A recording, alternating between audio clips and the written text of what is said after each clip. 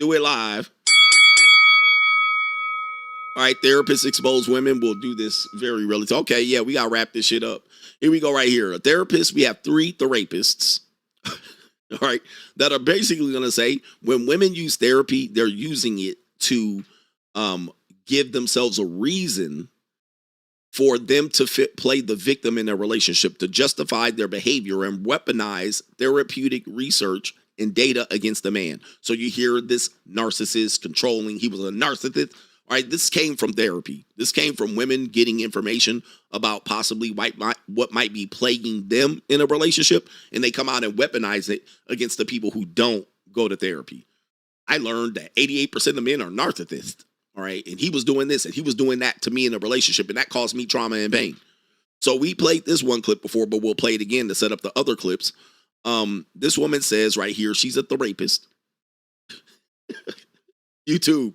Hey man, I'm just pronouncing how it's spelled. All right, that's the first thing I say when I see therapists. All right. By the way, I've been against this industry for a long time. I think it's a whole bunch of cope. It's a whole bunch of nothing. These people that get degrees, they're not educated very well. Most of the people that get degrees are women that have been traumatized, so they go in there to empathize for other women that have been traumatized, not to correct their behavior. Most of these people are drug addicts. Most of these people are narcissists themselves. Most of them are duke shooters if they're male. Not many black men are therapists or therapists.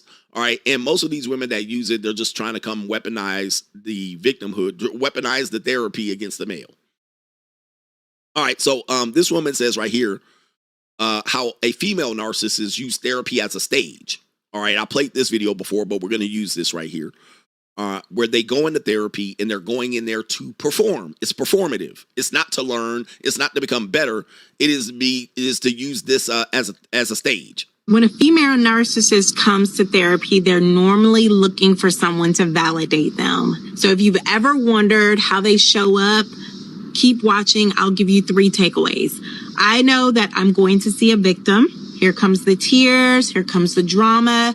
And from the outside, it might look like she's truly being genuine and vulnerable. I mean, she might even cry at first, become very animated and expressive.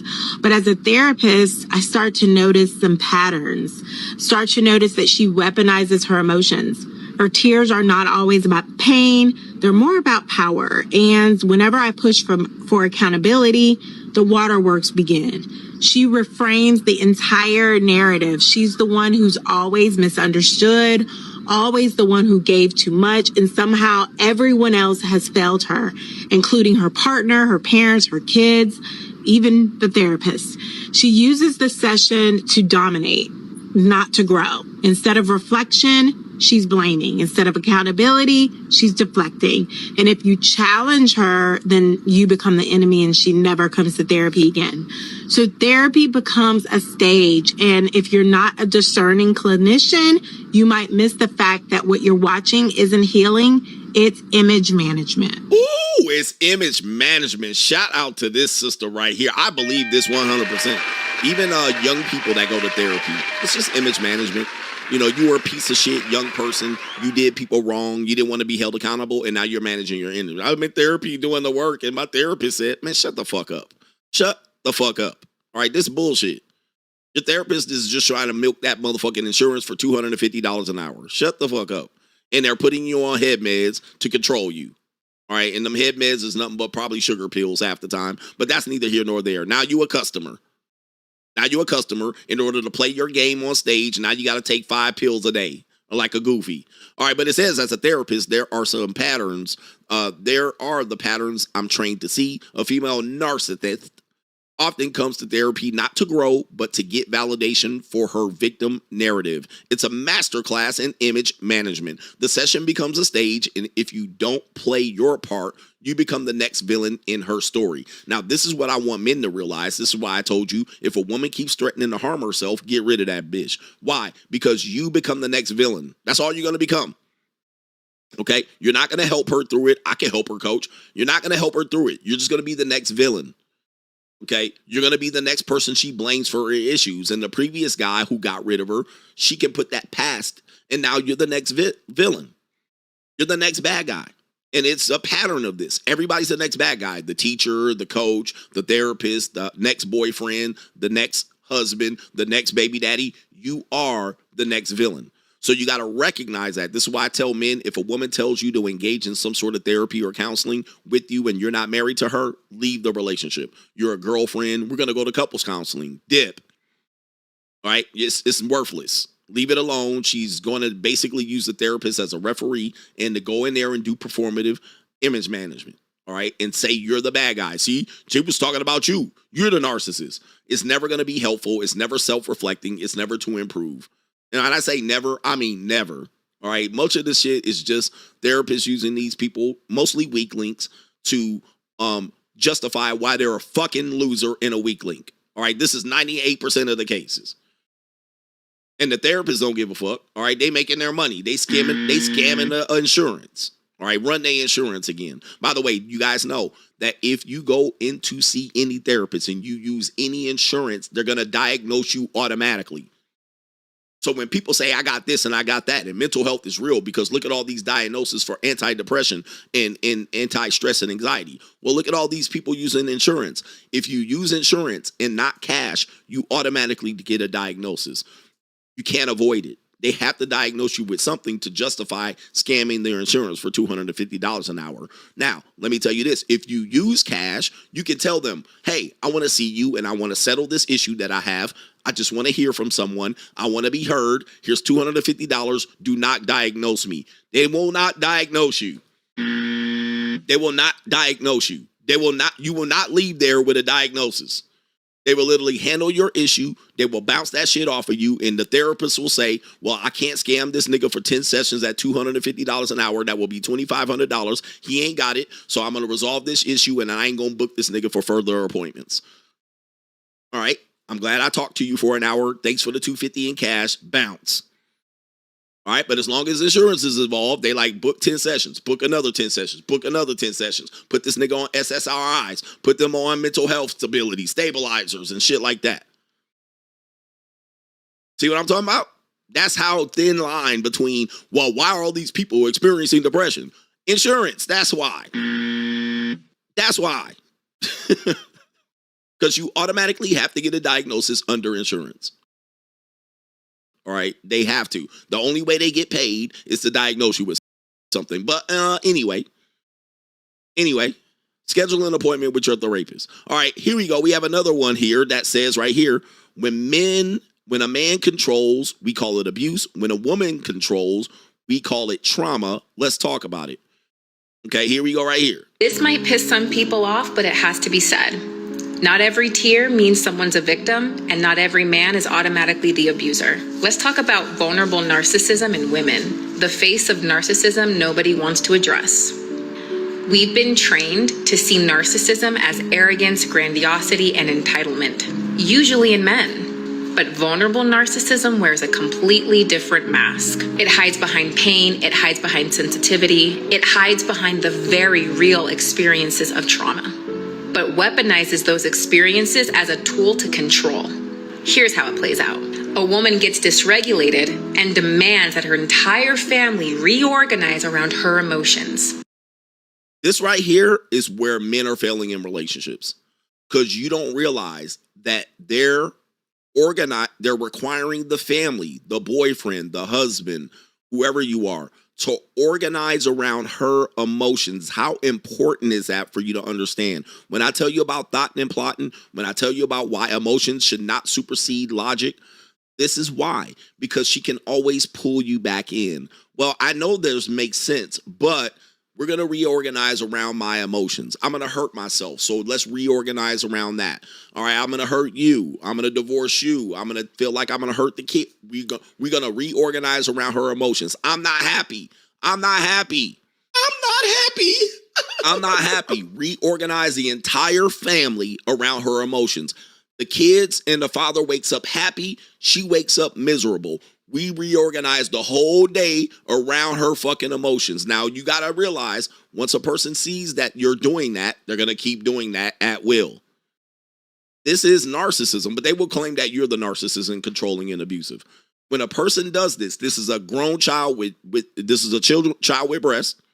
Chronicles of Judah, a child with breasts, and they're manipulating you. This is why I say when people say is manipulation evil, no, it's just a person playing the game. They're trying to gain leverage. Oh, everybody happy? Well, not me today. Mommy ain't happy.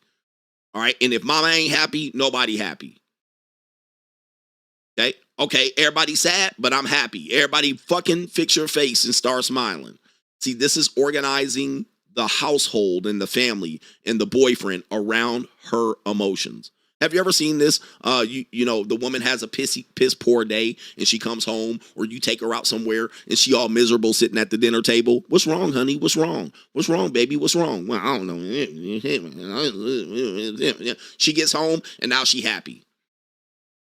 Well, she done fucked up the whole dinner, the whole experience for everybody, all because we organized our happiness and around her emotion. Oh, fuck, man. We can't have fun out here. She pissy. See, this is what I'm talking about. This is great manipulation. This is why I don't agree that emotion should trump logic and shit like this. It shouldn't trump it. We should not be in this state where emotions control all of us. Well, she's not happy today, so we ain't happy today. Let's continue. She'll control partners with phrases such as, you need to change if you want me to feel safe. There you go. I need to feel safe. You need to change. Fuck that. You need to get with the program or kick fucking rocks. She manipulates co-parenting dynamics. This is where I see it a lot, mandated co-parenting dynamics. Yep. By turning the children against their father. Parental alienation. This is all abuse that they get away with. Well, the kid doesn't want to come see the father. So what? The kid don't get to decide. They get to do parenting time with the father. The reality is you don't want the kid to come to do parenting time with the father. Okay, so this is parental alienation, and they let 1 week, 2 week, 3 week go by, and you wash your hands, and they call you a deadbeat. Or you don't care about your daughter. Your son is really hurting because you're not coming to see them. And then they come put themselves in between you and the child. This is co-parenting 101. This is manipulation. This is parental alienation. And most guys ain't got the time. Nigga, you ain't got the time or the stomach, you know what I mean, to deal with this shit. Yeah, I got time, good. This is all levels of abuse, and they're abusing everybody, and they're organizing the family around her emotions. Because she feels threatened, abandoned, and wounded. Facts. She's threatened, abandoned, and wounded. So now, guess what? Nobody gonna be happy. You know, and they separate you from your kid one by one. Here's the part that stings. Yes, her pain is real, but that does not make her behavior healthy. Emotional dysregulation does not justify emotional control. Your trauma is not your partner's debt to pay. Facts. Who gives a fuck about your trauma? I've been saying that for years. Fuck your trauma. Who cares? Well, I had trauma in the past. I don't give a fuck. What does that got to do with me? I've been saying that in the past. Coach, you cold. I don't give a fuck about your trauma. You don't care about mine either. All right, because nobody cares about mine. I don't give a fuck. It has nothing to do with me. All right, but you have to be a little bit more sympathetic to my trauma. No, I don't. All right. Now, when I see some red flags in your goofy ass, I'm going to kick your ass to the curb. All right. I'm not going to think, well, she was traumatized in her past. So fucking what? It has nothing to do with me, man. Nothing to do with me, man. Leave me the fuck alone. All right. Been telling you that for years. This is just manipulation. Fuck your trauma. This is not just relationships. People go to work. People get jobs and they talk about their trauma. I don't give a fuck. Unload the truck. Unload the truck. When you own my time and I'm paying you, you own my time and dime. Your trauma means zero to me, bro. Your trauma means nothing to me. Nigga, unload the fucking truck or you're fired. Right? Hell no, bruh. Everybody got trauma. Nigga, we got work to do. Unload the fucking truck and shut the fuck up. All right, go see your therapist after this. Who cares, man? But what happens is people have these traumatic experiences and they got to sit in the corner and powwow while I'm paying them $15 an hour to talk about their trauma. Fuck you, nigga. I'm paying you $15 an hour to unload this truck. Now, when you go home, you can deal with your trauma. All right? Who cares, man? Dude, I don't got nothing to do with that. I got nothing to do with that. You're going to trigger me. Okay, when you get triggered, as long as you ain't got postal, don't go postal, I'm going to fire your ass after you go get triggered. In fact, research shows that this is not just anecdotal. Dr. Pincus and Kane, they describe vulnerable narcissists as hypersensitive and control-seeking through victim narratives. Dude, this is where they call you the narcissist. And then they're the one seeking control via emotion and trauma. They're the narcissists. In parental alienation research, we see clear patterns of emotional manipulation used as punishment in co-parenting dynamics. Yep. So they punish you. All right. He traumatized me in the past. He yelled at me, and now I think he's gonna yell at my kid. So I got to get him up out of there. And they take you to court. I got to get the kids up out of there because I'm the mother bear, and I'm gonna protect them from him because he used to yell at me when I fucked up. So he gonna yell at the kids when they fuck up. Yeah, that's just manipulation. That's just her being hurt and traumatized. So she punishes not only you, but her and the kids. This is crazy shit. Dynamics. But what's really interesting in all of this, nobody wants to consider this abuse when it's wrapped up in female fragility. Woo!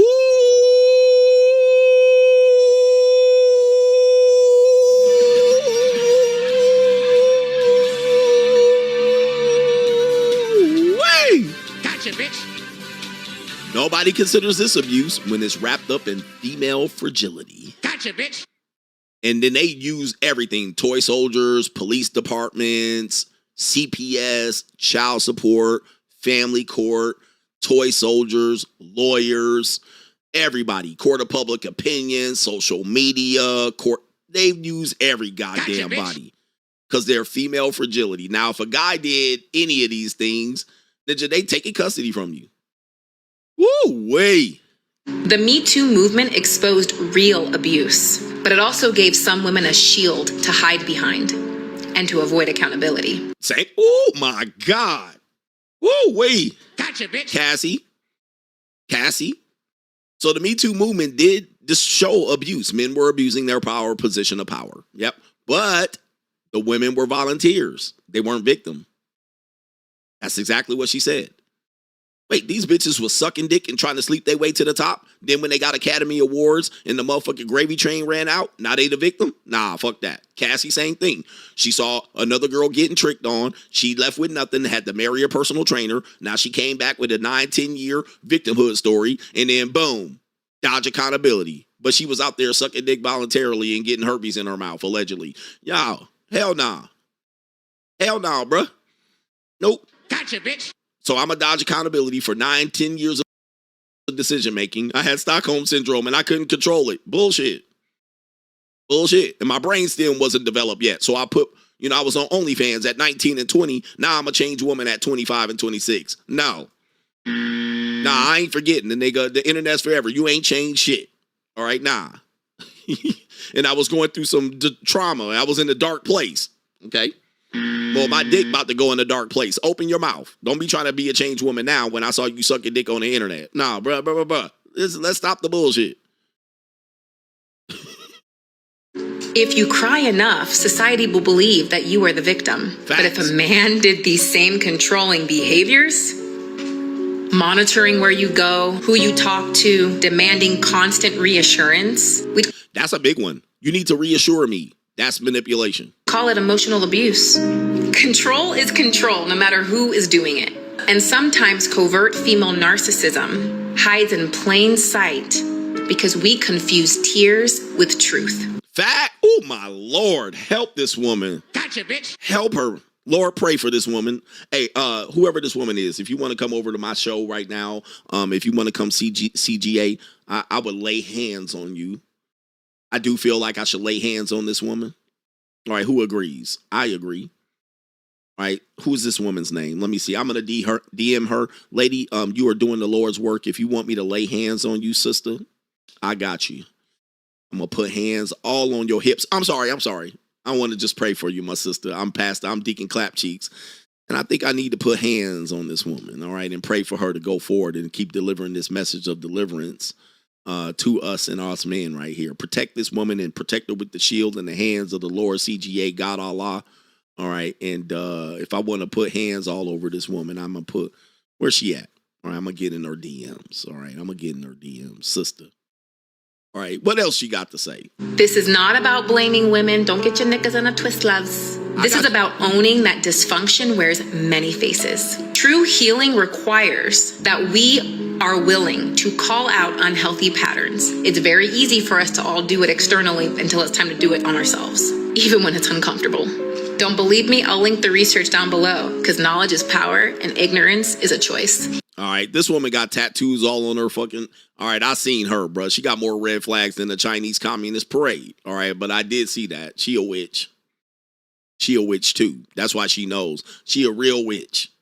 All right, last one quickly here. And there's there's a long video of this, but we ain't gonna play the whole thing here because she be stammering and stumbling. We're just gonna sum up the video here that you're gonna see on your screen. This woman says, you get a little therapy and now your husband is not good enough. Okay, you get a little therapy and now your husband isn't good enough. We see women go into therapy and their relationships dissolve. Okay. There's this new trend that I see people talking about. There was a woman that was on TikTok and she said that she had been with her husband for, I think she said 26 years, that she's outgrown him and that she know that they're heading towards a divorce and things like that. And there were hundreds of comments underneath her post saying, yes, women, we're tired.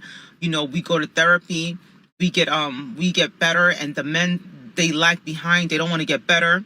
And she talked about how they've known each other since the time they were teenagers and everything. So she knows his story and she knows what he's going through. And then the thing she kept repeating over and over, but he's a good person, but he's a good person, but he's not growing and he's not growing. So I want to ask a couple of questions, right? Just to make sure that we're getting a 360 view, right? Yeah, tell me. So during the time that she was upgrading, right? What was he doing? Because I think that sometimes we don't look deeply to see, okay, what were the men doing? Like, when were you able to go to therapy? Like, when were you able to go to therapy? Who was supporting you when you went to therapy? Right? When you went to therapy, did you get support from your husband? Right? When you were, growing and doing all these things, right? Who was supporting you when you were doing that? Oh, they don't want to talk about that. I want you to understand, like, when you have a backbone, like in our husband's cases, right? Yep. I don't know her husband. I don't know the husband's, but because there was so many comments, right? I want to ask some of the wives these questions, right? When you were going through the things that you were going through, who supported you? When you were going through your trauma and trying to heal from your trauma, who supported you? Who was with you? Who was putting up with your triggers, your attitude? Yep. Your emotional manipulation. All right, I'm not gonna let her continue, but you get the picture of what's going on here. Who was putting up with your bullshit? Who was putting up when you got triggered? Who was putting up when you were going through misery and you were in a dark place and you had past traumas and he was going through counseling? But who was there? Who was supporting you? Who was financially there? These are great questions because that guy ends up being the guy that she shits on and disses. I'm grown. I'm changed. I'm a new person. I outgrew him. He won't change. And he was there the whole time going through the bullshit. Listening to you say you're going to harm yourself for the 15th time, all right? And be like, baby, I'm going to still work with it. I'm going to be here. And then what happens is the weaponizing of this is the women say, I go into therapy and I do the work. These men won't go get therapy. They're not doing the work. That is manipulation. They're basically saying that the women are getting better and the men are getting worse. That's not true. The women are coming out weaponizing therapy. The men know when they go in there, they're going to get hammered. All right, that's what the men know, and they inherently know this. That's why men aren't going in there. And 77% of all therapists are women. So they like, I'm going to go in there and get fucking taken to the woodshed. And then when I go in there, your girlfriend, the women in your life, they're going to be like, see, you need to do this and you need to do that. They have now got you into the loop. So they're inviting you into the den of demons. All right, and they know, because if therapy worked, why they in it all the time? They in it all the time. Why? Because they're getting validated. They're on the stage. They're performing. They get this, it's him to blame. And if he was doing this and my past traumas, and they get to get a note for their job, a note for their school. Okay? An excuse, a built-in excuse. Well, I was in a dark place. That's why I fucked around and was a whore. Right? And so now they get to excuse that accountability. But you, on the other hand, as soon as you went in there, boom, they're going to chop your ass out. So men be like, I'll stay out of it. But then they just say, well, these men ain't doing any better. They ain't getting better because they not going up in there. All right, so it is one of these things that men inherently know. That's why men are reaching less to it. They're not just getting invited in. That's like if you're a man and you're married or in a relationship and she says, we need to go to couples counseling. You're eventually going to be like, hell no. Because you know what's about to happen. As soon as you walk in the door, she's going to do spin doctor shit on you. And then here come the tears, the water work, the manipulation, and now she has a referee, and they're going to just boil it down. Well, she just wants to be held. She wants to be held, and she wants you to hold her, and she just wants you to comfort her and reassure her. And she just wants you to, give her a little bit of trust and give her the benefit of the doubt and give her a little bit of leeway and stop watching her as closely. Well, okay. And then that gives her space to jump up and down on another dick, on another dick like a pogo stick. That gives her space to now exercise hypergamy and then come out, well, I was a victim and he was abusive. And I just want to be held. I just want to be reassured and affirmed. I just want to be kissed on the forehead. She wants to run bullshit on you. She wants to weaponize her emotions and you organize your life around her emotions. I feel like I need to be held. I just need some space. I need to go to girls' nights out. I need to just let my hair down with you being able to trust me. Nah, fuck that. Yeah. Nice story. Anyway, let's get to the super chats here and wrap this shit up. Shout out to y'all and I appreciate y'all. Thank you for the support. Shout out to the Coach Gang. Shout out to the Money Mindset Gang out here. I give you the real. I kick the real. 100% undisputed truth. You can't deny anything that I say. You just can get your motherfucking feeling hurts when you come over here, nigga. And your feelings don't mean shit around here, nigga. The jack shit around here, nigga. This is the 100% truth. The undisputed truth. You looking at the King of Kings over here. You're looking at the best that has ever done it. The best that ever was and the best that ever will be. You're looking at the one, the undisputed truth. And that's what you're looking at here. Nigga, fuck your feelings. 100% fuck your motherfucking feelings. Even fuck my feelings. Okay, we telling you the truth over here. The truth prevails over here, 100%. Shout out to our brother. The undebatable, the undeniable, every woman's fantasy, the speaker of truth. Fuck your motherfucking feelings and your psychology degree. Shout out to our brother Michael R. Off Topic.